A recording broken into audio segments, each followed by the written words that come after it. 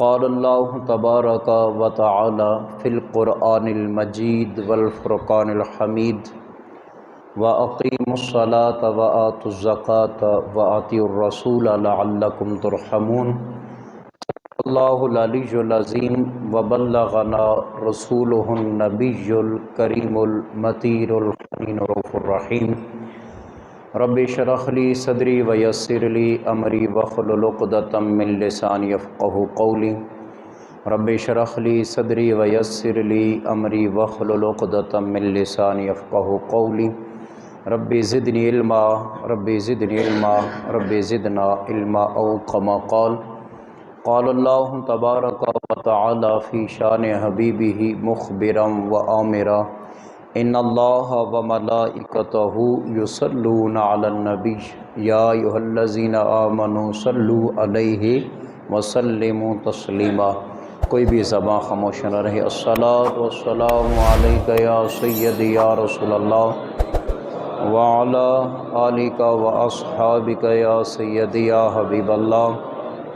الصلاۃ والسلام علیک یا سیدی یا رسول اللہ وعلی آلک واصحابک یا خطیب الانبیاء والمرسلین۔ تمامی تعریف و توصیف اللہ جل وعلا کی ذات بابرکات کے لیے ہے، جو خالق کائنات بھی ہے اور مالک ششجہات بھی، اور درود و سلام غم گسار زماں سید سروراں سید انس و جاں سیاہ لامکاں سرنشین مہوشاں شہنشاہ حسینہ ماہ خوباں تتمہ دوراں سرخیل زہراں جمالاں، باعث تکوین عالم فخر آدم و بنی آدم، باعث تخلیق کائنات جان کائنات رہبر کائنات سلطان کائنات معصوم آمنہ جناب احمد مجتبیٰ محمد مصطفیٰ صلی اللہ علیہ وآلہ وسلم کے حضور ناز میں اپنی عقیدتوں محبتوں اور نیاز مندیوں کا خراج پیش کرنے کے بعد اللہ جل مجدہ کی توفیق خاص سے اللہ کے حضور حاضر ہیں۔ اللہ رب العزت ہماری حاضری کا ایک لمحہ اپنی بارگاہ لا یزال میں قبول فرمائے۔ اب آپ وقار ماہ سیام الوداع ہے، آخری جمعہ ہے، اور یقیناً اگر من میں دیکھیں تو ہمارا ایک لمحہ غفلت میں گزرا ہے۔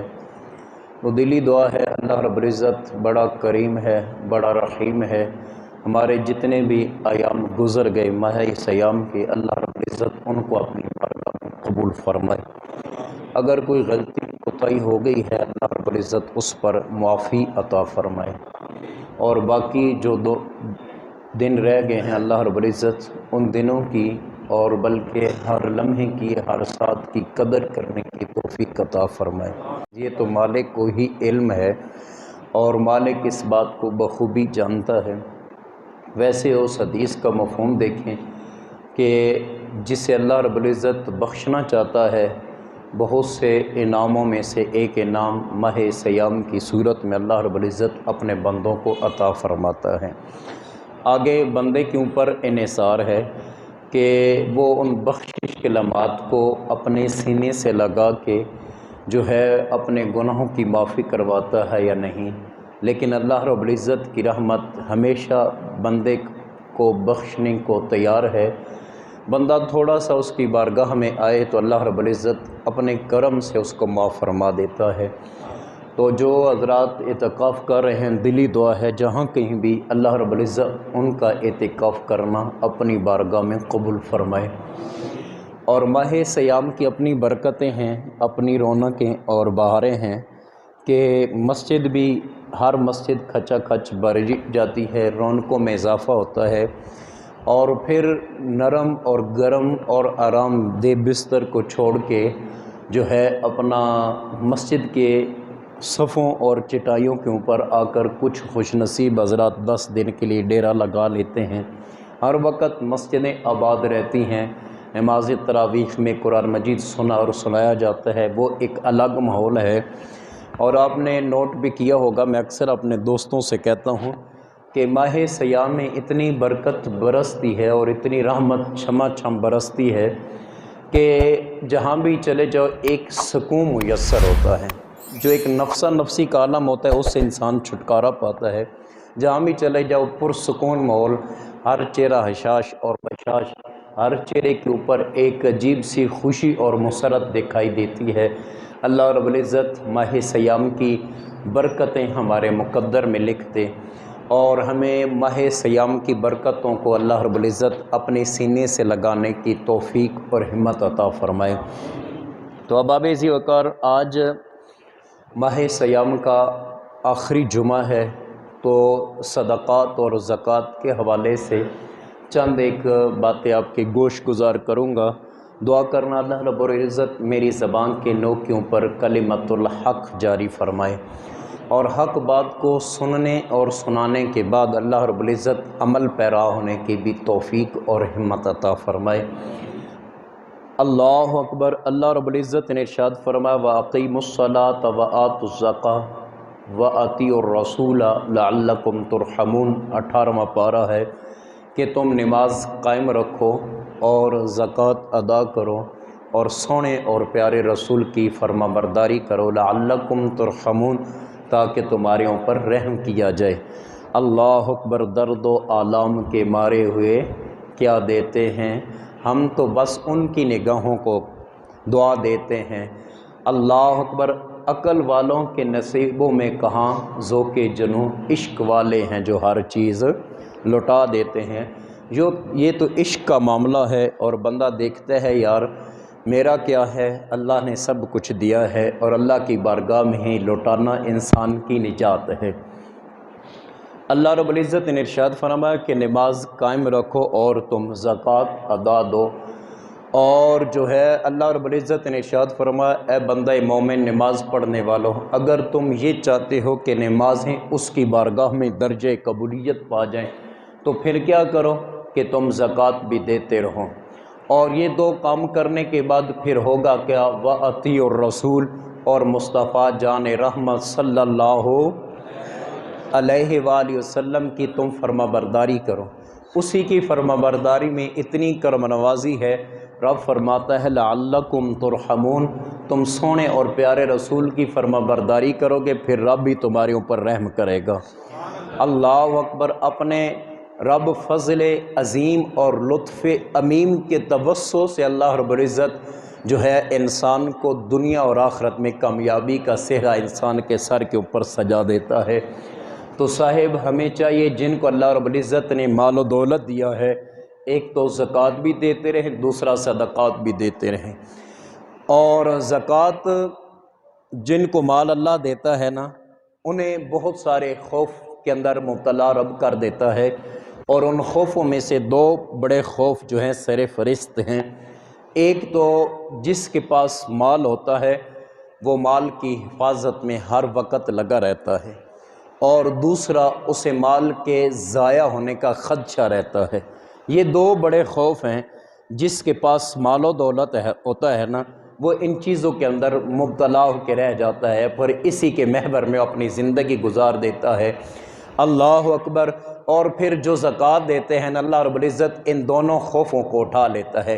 ان الذین آمنوا وعملوا الصالحات واقاموا الصلاۃ وآتوا الزکاۃ لہم اجرہم عند ربہم ولا خوف علیہم ولا ہم یحزنون۔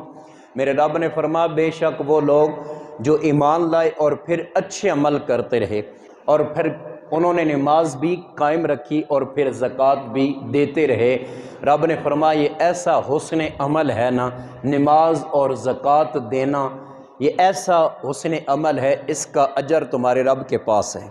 ولا خوف علیہم ولا ہم یحزنون۔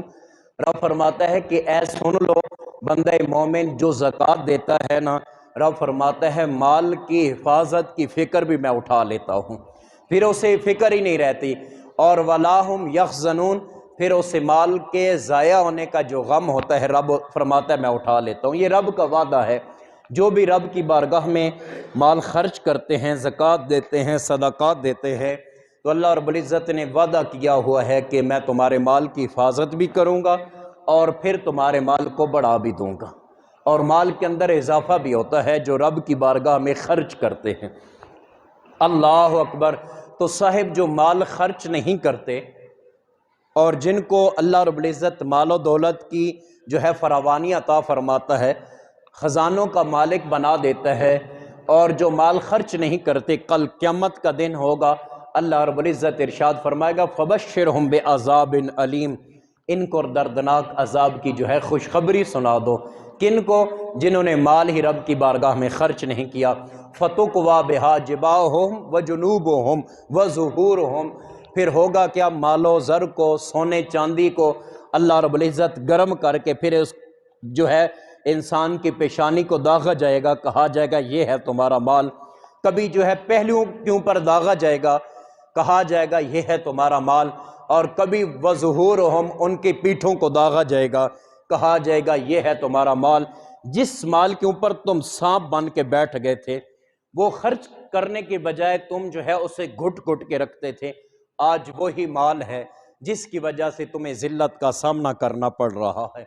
اللہ اکبر۔ جو مال جمع کرتے ہیں نا صاحب، آخرت تو بڑے دور کی بات ہے نا، جب بندہ دنیا سے جاتا ہے، روح کف سے انسری سے پرواز کرتی ہے نا، روح اور جسم کا جب تعلق ختم ہوتا ہے نا، اپنے ہی سگے بیٹے جن کے لیے بندے نے دن رات ایک کیا ہوتا ہے، نہ دن دیکھتا ہے نہ رات، نہ سردی نہ گرمی، اور نہ ہی موسم کے اتار چڑھاؤ، اور نہ ہی حالات کے چکر، وہ مزدوری کر کے حلال یا حرام طریقے سے اپنی اولاد کے لیے مال جمع کر کے آتا ہے۔ صاحب جب جانے لگتا ہے نا، آخرت تو بڑی دور کی بات ہے، جن کے لیے مال جمع کیا ہے نا، وہ بھی کسی غسال کا یوں دروازہ کھٹکاتے ہیں، پوچھا جائے کون؟ کہا میں فلاں ہوں۔ کہا کیا کام ہے؟ کہا میرا بابا فوت ہو گیا، غسل دینا ہے۔ انسان ذرا غور تو کرنا، پھر کپڑے بھی پھاڑ کے اتارے جاتے ہیں، جاندی واری ڈراؤنا بنا تے ہاتھ نہیں لاندے ڈر دے، جن علی تو پاپ کمائے اج کتھے نہیں تیرے گھر دے۔ اللہ اکبر۔ صاحب جن کو اللہ مال دیتا ہے نا، پھر جو رب کی بارگاہ میں خرچ نہیں کرتے، قیامت کے دن ذلت کا سامنا انہیں کرنا پڑے گا۔ حضرت ابو ہریرہ رضی اللہ تعالی عنہ اس حدیث کے راوی ہیں۔ میرے اور آپ کے کریم نبی صلی اللہ علیہ وآلہ وسلم نے ارشاد فرمایا کہ قیامت کے دن جس نے مال خرچ نہ کیا ہوگا، زکوٰۃ نہ دی ہوگی، گنجا سانپ جو ہے، حضور علیہ السلام نے ارشاد فرمایا اس کے گلے کا توق بنا دیا جائے گا، پھر اس کے دو چہرے ہوں گے، باچھوں کو پکڑ کے وہ کہے گا میں ہوں تیرا خزانہ، میں ہوں تیرا مال، جس کو تو جو ہے وہ جمع کر کے تو نے رکھا تھا، زکوٰۃ نہیں دی تھی۔ اللہ اکبر۔ تو صاحب یوں جو ہے انسان کو ذلت کا سامنا کرنا پڑے گا، اور جن کے پاس اللہ مال دیتا ہے، اور مال جن کے پاس ہے وہ اللہ کی راہ میں خرچ کرتے ہیں، تو اللہ انہیں یہاں بھی عزت عطا فرماتا ہے، کل قیامت کے دن بھی عزت عطا فرمائے گا۔ اللہ اکبر۔ والذین هم للزکاۃ فاعلون اولئک هم الوارثون الذین یرثون الفردوس ہم فیہا خالدون۔ اللہ رب العزت نے ارشاد فرمایا جو زکوٰۃ دینے والے ہیں نا، وہی وارث ہیں۔ مالک کس چیز کے وارث ہیں؟ اللہ اکبر۔ رب فرماتا ہے جنت الفردوس کے وہ وارث ہیں جو رب کی بارگاہ میں مال دیتے ہیں نا زکوٰۃ کی صورت میں، رب نے فرمایا یہی فردوس کے مالک ہیں، اور اصل وارث یہی ہیں۔ ایک دن کے لیے وراثت نہیں ملے گی جنت الفردوس کی، بلکہ حضور علیہ السلام نے ارشاد فرمایا ہے جب بھی تم دعا مانگو نا رب سے، جنت مانگو تو جنت الفردوس تم نے مانگنا ہے۔ جنت الفردوس بہت ہی اچھی جگہ ہے۔ اللہ اکبر۔ رب نے فرمایا ہم فیہا خالدون، وہ اس میں ہمیشہ ہمیشہ رہیں گے۔ اور صاحب اکثر جب مال آتا ہے نا، انسان نیکیوں سے گریز کرتا ہے۔ حضرت ابو ہریرہ رضی اللہ تعالی عنہ اس حدیث کے راوی ہیں۔ بارگاہ مصطفیٰ سجی ہوئی ہے، ایک صحابی رسول جس کا نام ہے ثعلبہ بن حاطب، وہ آ کر جو ہے ادب کا مجسمہ بن کے عرض کرتا ہے بندہ نواز آپ دعا کریں اللہ رب العزت مجھے مال زیادہ دے دے، مال کی فراوانی کی دعا کر دے۔ حضور علیہ السلام نے ارشاد فرمایا ثعلبہ، اے پیارے ثعلبہ، بات کوئی نہیں، میں ہاتھ اٹھا دیتا ہوں، رب قبول فرما لے گا، لیکن جتنا مال کم ہوگا اتنا حساب دینا آسان ہوگا، اور جتنا مال زیادہ ہوگا نا کل قیامت کے دن حساب دینا بھی مشکل ہوگا۔ اور پھر حضور علیہ السلام نے یوں بھی ارشاد فرمایا ہے، فرمایا سالبہ مال کم ہو نا بندہ شکریہ بھی اچھے طریقے سے ادا کر لیتا ہے، اگر مال زیادہ ہونا پھر شکریہ کرنا بھی مشکل ہو جاتا ہے۔ سالبہ واپس پلٹ کے چلے جاتے ہیں، کچھ دن پھر گزرتے ہیں، دنیا کی محبت پھر جو ہے گھیرے میں آتی ہے، اور پھر جو ہے وہی آرزو لے کے بارگاہ مصطفیٰ میں آتے ہیں۔ کتنا پیارا یار ماحول تھا، جب بھی کوئی مشکل بنتی، جب بھی کوئی جو ہے دل کے اندر بات آتی، سیدھی بارگاہ مصطفیٰ میں آ جاتے اور اپنی مشکل جو ہے حضور علیہ السلام کی بارگاہ میں عرض کرتے، سونے اور پیارے نبی ہاتھ اٹھاتے، اس کی مشکل بھی حل ہو جاتی اور اس کی من مانی جو ہے اسے مل جاتی، اور اس کی دامن مراد جو ہے جھولی اللہ رب العزت بھر دیتا۔ پھر آتے ہیں، عرض کرتے ہیں یا رسول اللہ صلی اللہ علیہ وسلم مال کی فراوانی کی آپ دعا فرما دیں۔ حضور علیہ السلام نے فرمایا سالبہ سمجھایا تھا، عرض کی، پھر عرض کی، ادب کا مجسمہ بن کے عرض کرتے ہیں یا رسول اللہ اگر اللہ نے مال دیا ہے نا پھر رب کی بارگاہ میں خرچ کرتا رہوں گا۔ پھر حضور علیہ السلام نے فرمایا آج تو لوگ کہتے ہیں نبی کو کل کا علم نہیں ہے، فرمایا سالبہ جب مال زیادہ آتا ہے بندہ ہلاکت میں چلا جاتا ہے۔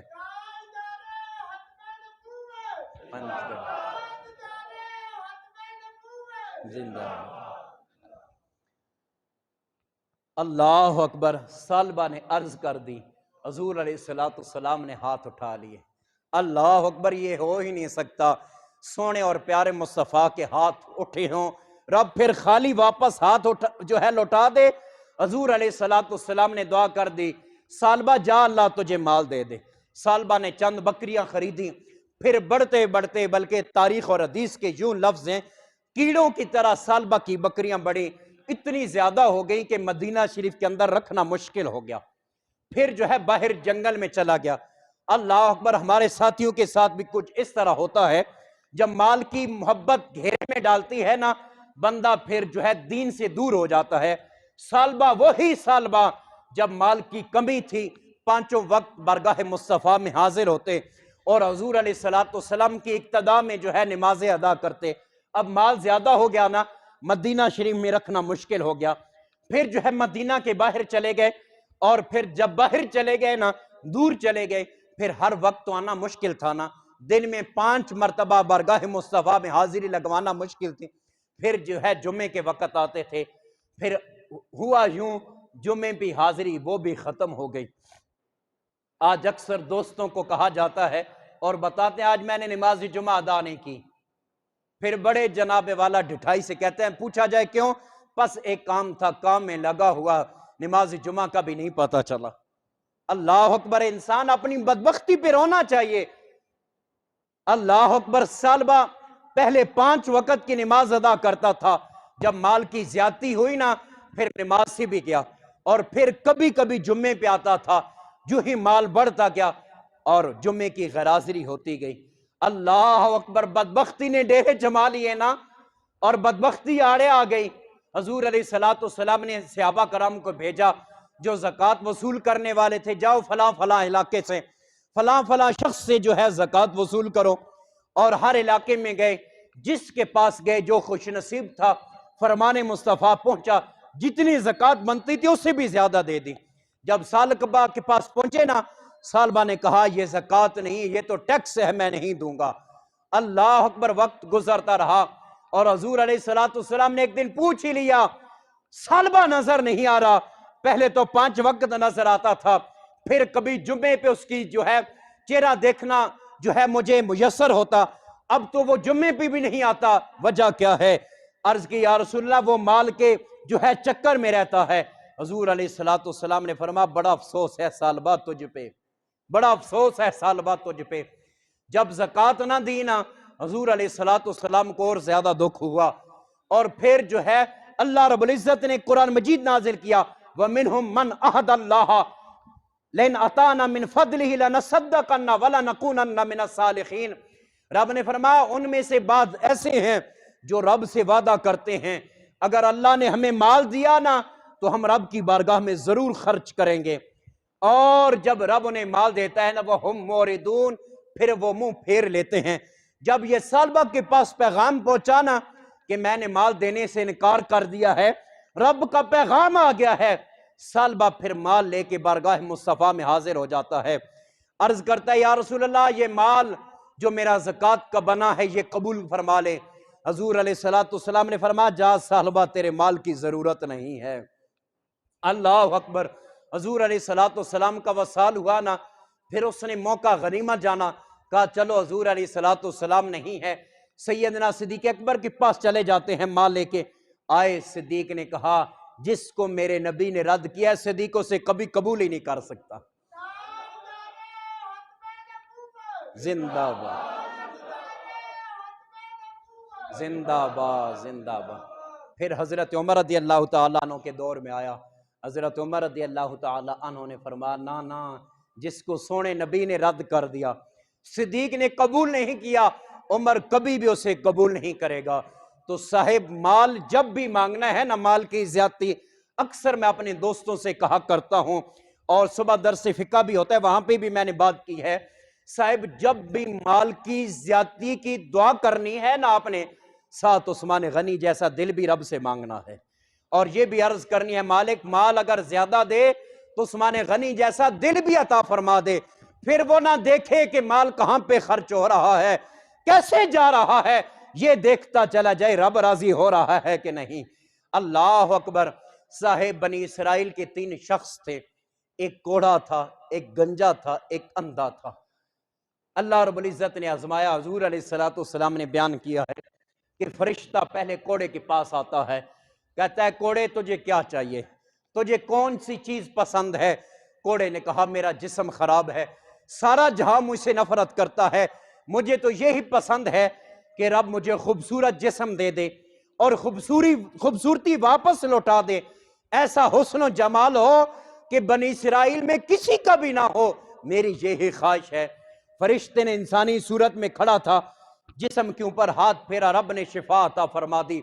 ایسا کڑیل جوان بنانا، بنی اسرائیل کے اندر ایسا کوئی خوبصورت شخص تھا ہی نہیں۔ اللہ اکبر۔ پھر فرشتے نے پوچھا بتانا تجھے مال کون سا پسند ہے؟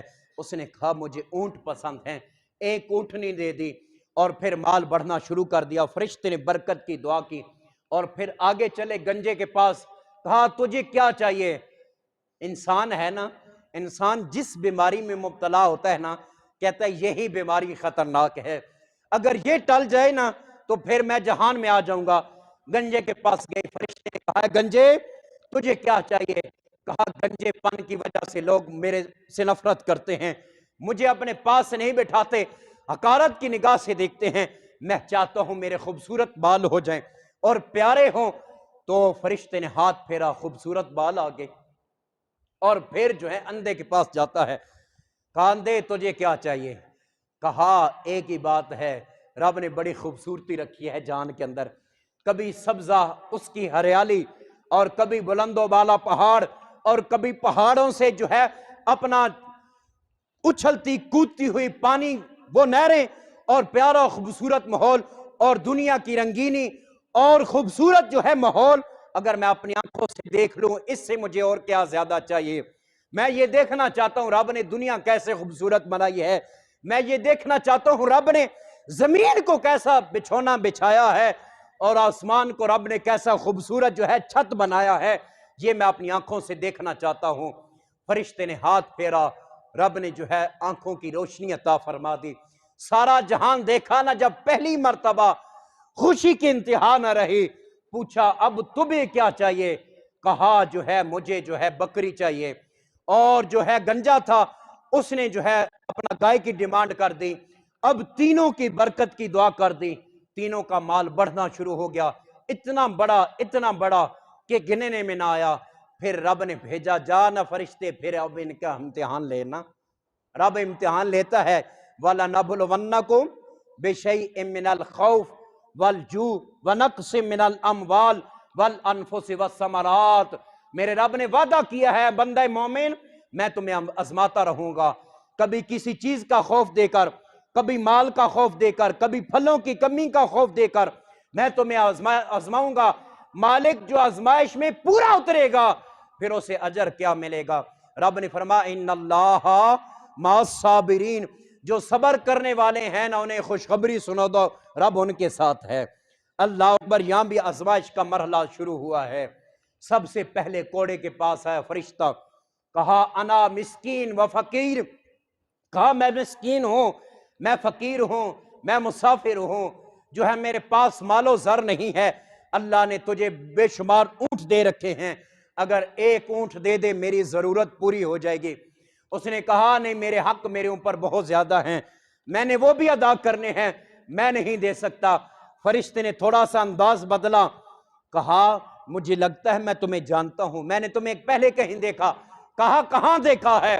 کہا میں نے تجھے حالت بیماری میں دیکھا ہے، میں نے تجھے کوڑ کی حالت میں دیکھا ہے، جب تو بیماری کے اندر مبتلا تھا، جسم تیرا خراب تھا، سارا زمانہ تو اسے نفرت کرتا تھا اور تیرے پاس مال و دولت نہیں تھا۔ اس نے کہا، وہ غصے میں آ گیا، اس نے کہا تجھے کس نے کہا میں کوڑا تھا؟ میں تو پیدائشی ہی خوبصورت ہوں۔ یہ جو رہی مال و دولت کی بات، یہ تو آباء و اجداد سے آ رہا ہے، میرا باپ بھی امیر تھا، میرا دادا بھی امیر تھا، یہ تو مجھے وراثت میں ملا ہے، جا تجھے کچھ بھی نہیں ملے گا۔ پھر فرشتے نے وہیں پہ ہاتھ اٹھا کے دعا کی، اگر تو جھوٹ بول رہا ہے رب تجھے پہلی حالت پہ لوٹا دے۔ اور ٹائم تھوڑا نعرہ مار رہے ہیں، اینڈ تے نعرہ مار رہے ہیں، اینڈ تے نعرہ ماریں گے نا، ذرا سباد آئے گا۔ اللہ اکبر۔ تو جب فرشتے نے دعا کی نا، اگر تو جھوٹ بول رہا ہے جیسے تو پہلے تھا ایسا ہو جائے، جو ہی دعا کی نا رب نے ایسا ہی کر دیا، سارا مال بھی ضائع ہو گیا اور ساری جو ہے خوبصورتی بھی جاتی رہی۔ فرشتہ آگے بڑھا، جو گنجا تھا اس کے پاس گیا، کہا مجھے ایک گائے دے دے، میں فقیر ہوں، میری ضرورت پوری ہو جائے گی۔ اس نے کہا نہیں نہیں میں نہیں دے سکتا۔ کہا مجھے لگتا ہے میں تجھے پہلے جانتا تھا، تو گنجا تھا، پھر رب نے بہن میں تجھے خوبصورت بال دیے۔ اس نے کہا تجھے کس نے کہا؟ یہ تو ہمارے خاندان میں بالوں کی خوبصورتی آ رہی ہے اور سلکی بال ہمارے خاندان میں ہیں، تجھے کس نے کہا کہ میں گنجا تھا؟ میں تو پیدائشی طور پر خوبصورت بال لے کے آیا تھا، اور مال و دولت یہ تو مجھے وراثت میں ملا ہے، کچھ ماں کی طرف سے کچھ باپ کی طرف سے ملا ہے، میں تو پیدائشی طور پر امیر ہوں، میں تو مال و دولت کی ریل پھیل پہ پلا ہوں، تجھے کس نے کہا میں غریب تھا؟ فرشتے نے دعا کی، رب نے مال چھین لیا، گنجا ہو گیا۔ پھر آگے بڑھا، جو بکری جس کو دی تھی اس کے پاس گیا، کہا تجھے ایک بکری دے دے مجھے اللہ کے نام پر۔ اللہ اکبر۔ اس نے کہا جس اللہ نے مجھے آنکھوں کی بینائی عطا کی ہے نا، تو ایک ہی بار بات کرتا ہے، جا میرے باڑے میں چلا جا، جتنا دل کرتا ہے اللہ کے نام پر لے جا۔ اللہ اکبر۔ جتنا دل کرتا ہے اللہ کے نام پر لے جا۔ اللہ اکبر۔ ایک ہی بات کرتا ہے۔ فرشتے نے کہا امتحان تھا تیرا، باقی امتحان میں ناکام ہو گئے، تو امتحان میں کامیاب ہو گیا ہے، جا اللہ تیرے جو ہے مال میں اور برکتوں کا نزول فرمائے۔ اللہ اکبر۔ شافی و نافی ہو تم، کافی و وافی ہو تم، شافی و نافی ہو تم، کافی و وافی ہو تم، درد کی کرد و دوا تم پر کروڑوں درود۔ اللہ اکبر۔ تو صاحب اللہ رب العزت ہمارے حال پہ کرم فرمائے۔ یہی آرزو کروں گا آپ سے کہ جن کو رب نے مال دیا ہے کبھی بھی جو ہے سانپ بن کے نہ بیٹھو، زکوٰۃ دیتے رہو، صدقات دیتے رہو، اللہ رب العزت آپ کے مال کے اندر برکتوں کا نزول فرمائے گا۔ نعرہ لگا کے پھر جو ہے سنت جن ساتھیوں نے ادا کرنی ہے ادا کریں۔ تاجدار ختم نبوت،